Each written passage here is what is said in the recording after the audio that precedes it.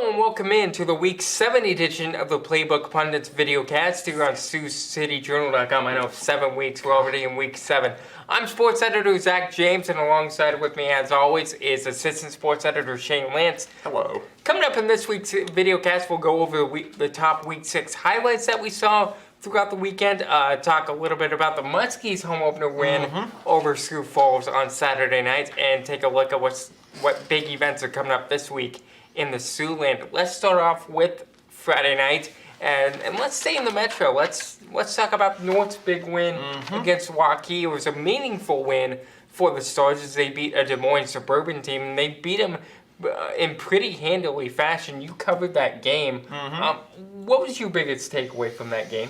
I think my biggest takeaway was just how proud they were of themselves after that. I mean, I talked to Desmond Grace after that and head coach Mitch Moore, and all of them were just thrilled with it. I mean, you would have thought that they'd clinch the district, or like it was like a postseason win, because they were just all hooting and hollering, as my grandpa would say. Hooting and hollering. Hooting and hollering, and I they like that. ran over to the locker room, and I could hear them just yelling and getting excited. And yeah, from what they were telling me, I mean, beating a Des Moines area school, they feel like Sioux City kind of gets the just doesn't get quite as much love, and Des Moines always kind of looks down on them, according to them. So they were very excited to just prove themselves a little bit and come back with a real big victory. And to your point, I talked about this in my column about 4 weeks ago, how Sioux City kind of garnered some respect after all three city teams won on the same night about 4 weeks ago. And I think we saw that again on Friday night, to your point, how North took that pride of beating a Des Moines team. That doesn't happen very often, and when it does happen, it should be recognized, and I'm glad the Stars were able to celebrate it in the fashion that they did. Absolutely. I mean, yeah, this seemed like a win that really was going to boost them for a couple of weeks, so I wouldn't be surprised to kind of ride this high for a little while and see where it takes them. What was the big thing that North did against Waukee on the field?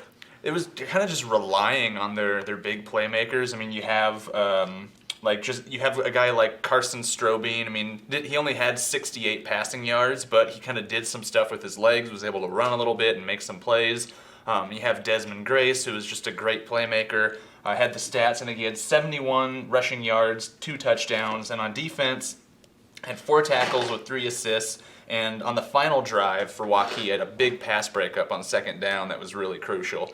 So I was pretty impressed with just the way that he played and kind of the passion that he plays with. And then I don't know why I'm blanking on the running back name. The guy that Dedrick Sullivan. Dedrick Sullivan, our former athlete of the week, the guy that I wrote about. Yes. He had a pretty good day too. So just relied a lot on their playmakers, and the defense came up pretty big too. Speaking of defenses, if I had to give out a game ball this week to a team, I give to Woodbury Central's defense for holding Westwood to under 100 rushing yards, holding Jackson DeWall to under 100 yards. I don't remember off the top of my head what that exact number was, but the Wildcats defense didn't let the Rebels get going on offense, and that was huge for the Wildcats to not only beat Westwood, but hammer Westwood. So I think that was a signature win for the Wildcats. It's something they can use going for these last 3 weeks of the regular season to build off of and get themselves ready for a deep playoff push in Class A.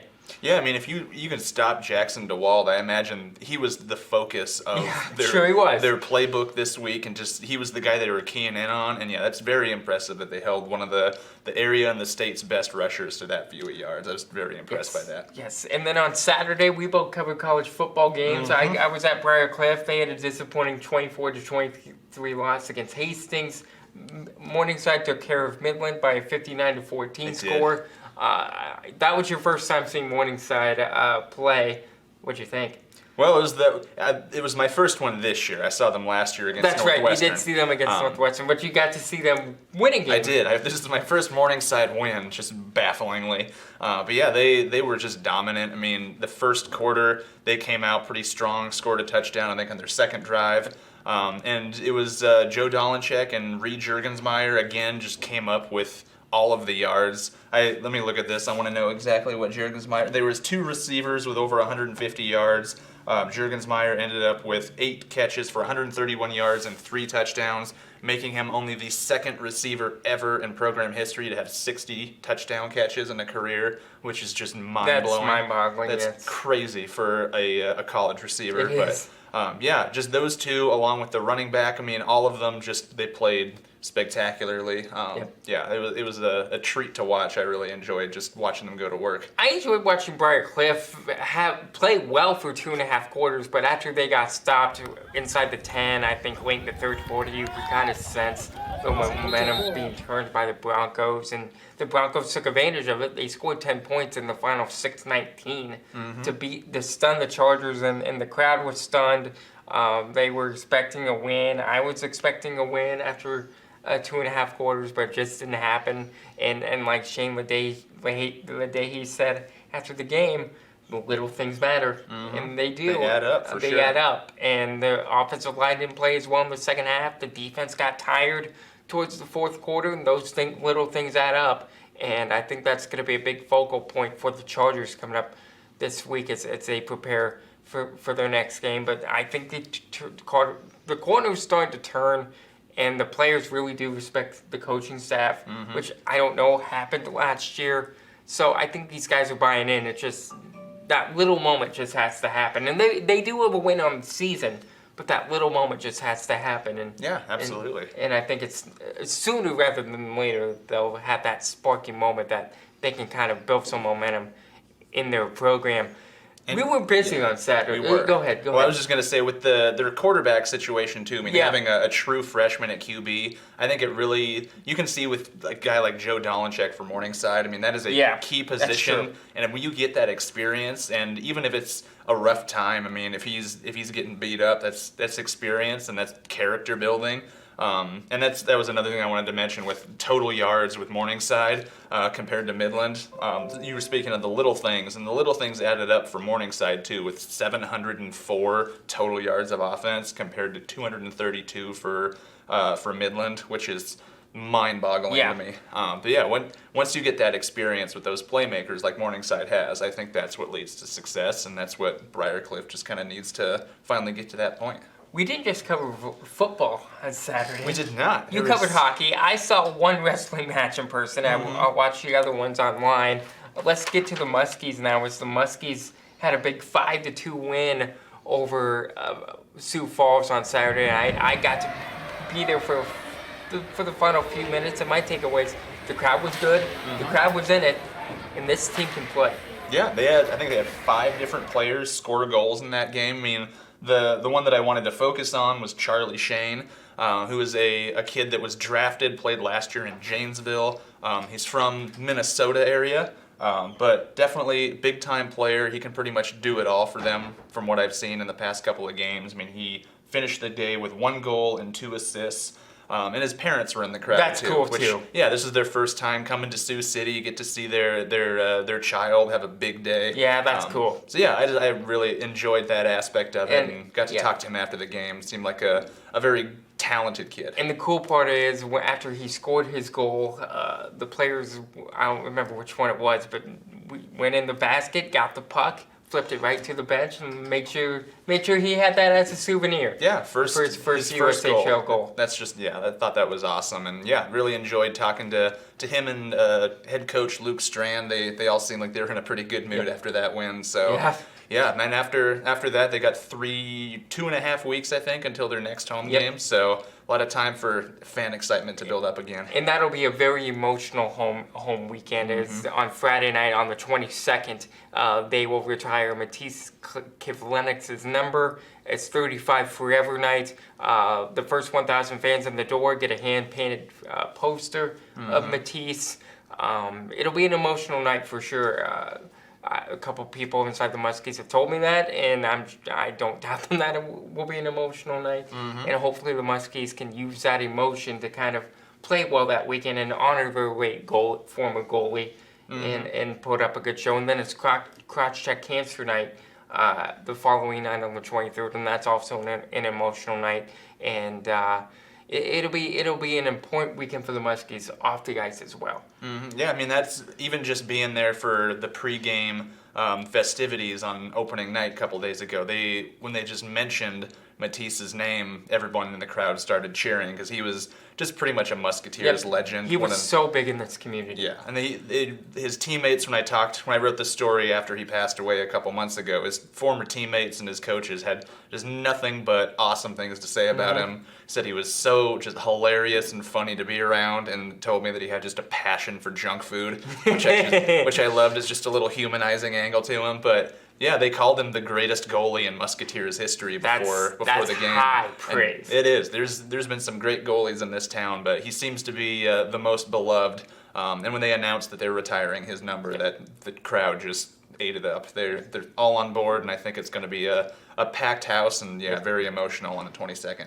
Before I got to the Tyson to see the last few minutes of the hockey game, I got to see some matches at Night of Conflict at the Long Lines Arena next door.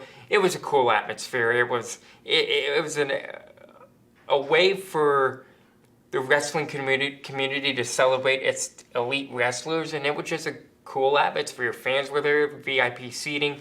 iWrestle put on a good show with some really good wrestlers. We had some local wrestlers, both in boys and girls, compete there. And the big match of the night was Ty Kudum of Sergeant Bluff Luton facing Cam Clark of West Sioux, and Kudum had a late move to beat Clark 5-4, and it was a good match. I got to watch that here online, unfortunately, because we had to get the paper out on Saturday night, but it was a cool atmosphere once I got there. I'm sure the wrestlers enjoyed being there and getting those juices flowing for the wrestling season a little bit, which isn't too far away. Oh, it's coming up fast. It is. It always feels in this job that once a state tournament ends, it's gonna another one begins. Another one begins, and it's just gonna arrive like that. I mean, in our job, the build up to football season took so long, and now football season, the majority of it is done. Yes. So yeah, it's wild, but it is good to see wrestling kind of get going again. I know last year was kind of tough with COVID and everything, all the restrictions, but it was just nice, I guess, to have a big event in Sioux City like that for the second year in a row. I'm hoping it builds into an annual thing where it's always in Sioux City. I think that'd be great for this community. Just looking forward to wrestling after seeing a little bit of it. Yes, and you'll be covering a little bit of wrestling for us in the winter season. And, I'm very excited about that. Yes, you will do a great job doing that, both on the girls and covering both boys and girls wrestling, because it is huge around here. Yeah, big time. Especially in Spencer and South Sioux, they have good girls programs, so we're looking forward to seeing, in Ridgeview too. So we're looking forward to seeing the girls wrestling sport kind of increase and kind of explode the way it is, and we hope it does. And the boys wrestling landscape is going to be good around here too. So we're looking forward to covering the winter season, but we're not done yet with the fall season. Yep, we got some stuff to do. We got stuff to do for the fall season, and volleyball, cross country, and of course football as well. Other games in the football landscape that we wanted to talk about from Friday night: Akron Westfield taking on Hinton. Two players had really good games for each side. For Akron, Cade Walkingstick had a really good game. He was 32 for 52 for 322 yards. It's a good day. And then we had a nomination for Siouxland Athlete of the Week. Carson Pierce for Hinton. He had 3 catches, 153 yards. All 3 catches were for touchdowns. Nice. So we had a very productive night. So good job out of Carson. Good job out of Cade on the Westerner side. And then we talked about what Woodbury Central did against Westwood. So good job out of them as well. Any other things that jumped out to you over the weekend that we haven't talked about? Well, we can finish with a little bit of the Metro stuff. Let's do that. So what do we have here? We had SBL. They took down MLC Floyd Valley 39-14. That's a big day. I mean, I need to remind myself of all the statistics. SBL 230 rushing yards compared to 92 for MLC Floyd Valley. So they came to play. They did. That's SBL, always a tough opponent, as we've seen many times this year. Yep. I was not expecting it to be that much of a blowout, but very, very good night from them. We had Dakota Valley. They lost to Millbank 36-13. Over in South Sioux, 56-12. Bennington beats the Cardinals.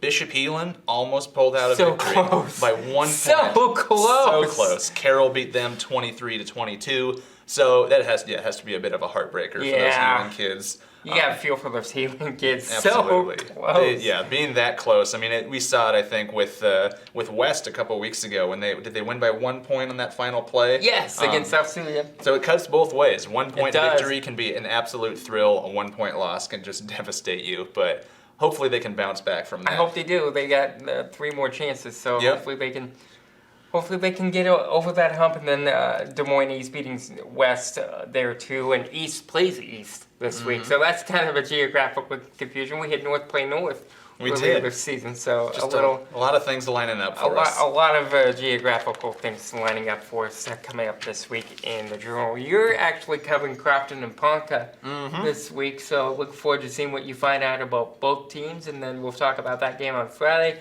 Of course, we'll talk about Sergeant Bluff taking on Boyden and Old Rock Valley in a big district matchup coming up on Friday. And then the other game we're going to cover this week is Dennis and Schleswig taking on Lamar's up in the ice cream capital of the world. And we'll have a preview for that coming up in print this week and also online. For Assistant Sports Editor Shane Lantz, Visuals Editor Tim Hines, I'm Sports Editor Zach James. Thank you so much for watching and listening if you're on the audio side of things. We'll talk to you on Friday in a live stream at SiouxCityJournal.com at 5 o'clock on Friday. Bye, everybody.